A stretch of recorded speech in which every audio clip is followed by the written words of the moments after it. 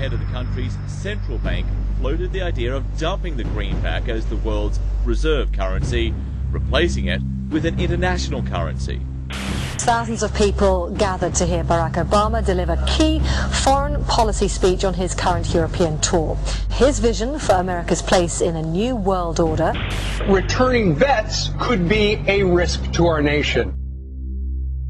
We've got to give them a stake in creating the kind of world order that I think all of us would like to see. And one of the ways it will drive the change is through global governance. I think a new world order is emerging. This is a hoax and a scam which is designed to transfer wealth and power from the private sector to the government sector and from the government of the United States to a world government. And those people who have been yelling, oh, the UN's going to take over global conspiracy government. Theorists. They've been crazy, but now they're right. And who got the money? Hundreds and hundreds of banks. Any bank that has access to the U.S. Federal Reserve's discount. Tell us who they are.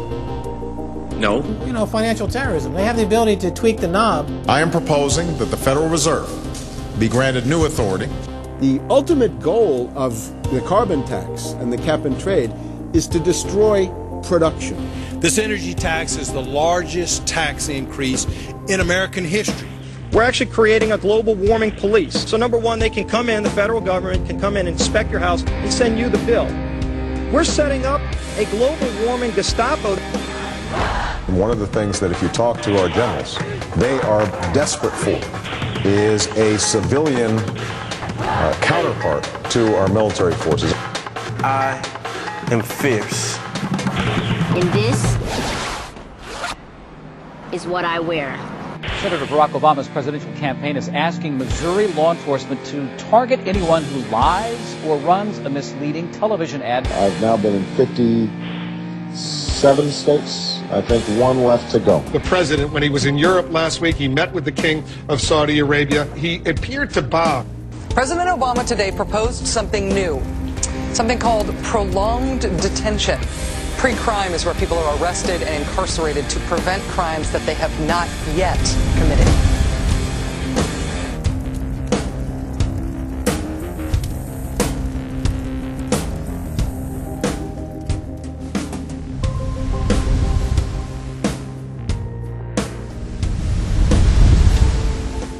It's the World Wrestling Federation. It's the Washington Wrestling Federation. They put on this show that they're bitter rivalries, you know, villains, and they really don't like each other. But behind closed doors, they buddy up for a drink and make deals.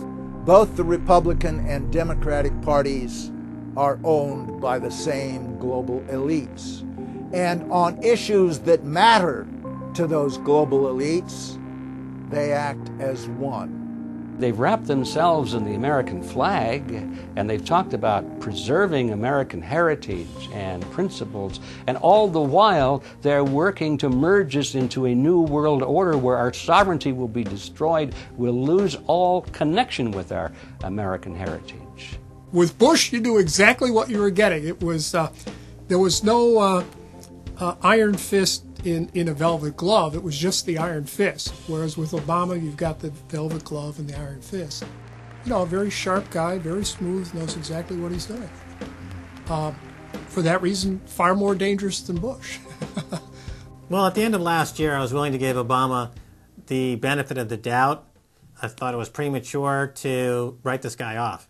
But now that he's been in office for a while, it's obvious that he is very tight with the Goldman Sachs and JP Morgan's on Wall Street, and he is extremely compliant and pliant to the wishes of the large banks, going back to what we saw with Robert Rubin under the Clinton administration, changing laws in favor of the banks. And he's not doing anything to stop the banks. He's helping the banks continue to do what they were doing under Bush. So in fact, he's just a continuation of Bush on the subject of markets and finance, which is the most important part of his policy right now. People who voted for Obama wanted real change, and they're getting platitudes, they're getting a lot of nice talk, but nothing in the way of concrete change is taking place. In this town, business as usual. There's one puppet master that controls the left, and there's the same puppet master controls the right. They control the Republican Party, and they control the Democratic Party. This is not a party issue. This is not a left-right issue. The question is, who should government serve? And it should serve the people. In fact, government is just a tool of the dominant minority that uses economics and government law to enforce upon the public various mandates. The right-left paradigm in the U.S. and in U.S. politics is taken directly from the commercial world and the corporate world. In the business world, you have Coke, Pepsi. You have McDonald's, Burger King. You've got AT&T and Verizon. You've got duopolies. And a duopoly gives the illusion of there being some competition and some choice. And it looks a little bit better than a monopoly. So, for example, in Communist Russia, if they had Communist Russia Red and Communist Russia Chartreuse, there would have been the illusion of choice and something akin to democracy in Russia. But they simply said, forget it, we're just going to go with red. In the U.S., they have this left-right paradigm, which, unfortunately, it doesn't take them out of the hard, cold fact that there is no choice. There's no social justice. There's only one choice, which is to supply more rent to the rent seekers who have now taken the whole system hostage. We've seen the limitations on government whittled away. We have seen this erosion to the point where today it seems like nobody does care. And right now in Washington, D.C., we have seen a fall of the republic. If the United States doesn't have its Bill of Rights and Constitution, it doesn't exist anymore. It's just more real estate, more dirt. And that's what these global corporatists want. They want to completely dismantle the Bill of Rights and Constitution, and they're doing that right now. This is the fall of the republic. Our nation is dying. We, the people that live in this fine country, need to stand up, get involved, and take the system back. It's the Bill of Rights and Constitution that we owe allegiance to, not to a political party, and not to politicians that wrap themselves in the red, white, and blue, while at the same time they destroy everything that sacred flag stands for. So in the old days, you used to have this globe that with 180 some odd countries, and a few of those countries had a lot of power, like the Soviet Union, the United Kingdom, and the United States at various times. But today, you might better look at that globe and say that it's surrounded by huge clouds swirling around the planet. They know no national boundaries. They don't follow any specific sets of laws, and these are the big corporations.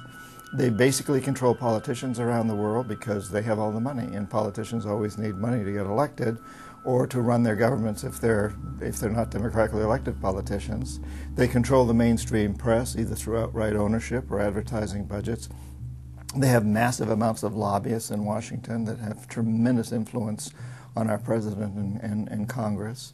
And they really are calling the shots. They form partnerships with the Chinese and the Taiwanese and the Tibetans, or with the Israelis and Arab nations, with Brazilians and Indians, with whatever country and whatever group of people has resources that they covet. And so for the first time in history, we really have this new form of an empire. Barack Obama is a puppet of the New World Order to bring in a World Bank, to destroy the economy of this country, and to bring in global governance. And no matter how likable the fellow is, we as citizens of this country need to stand up and say no. We have to stand up to preserve a republic here and a rule of law, which is under dire threat.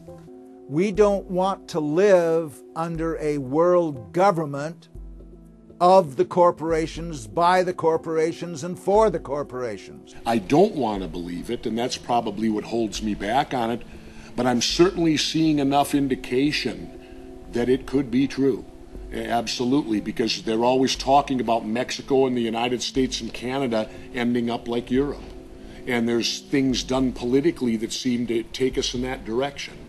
And so I think it's incumbent upon all of us as American citizens to pay attention.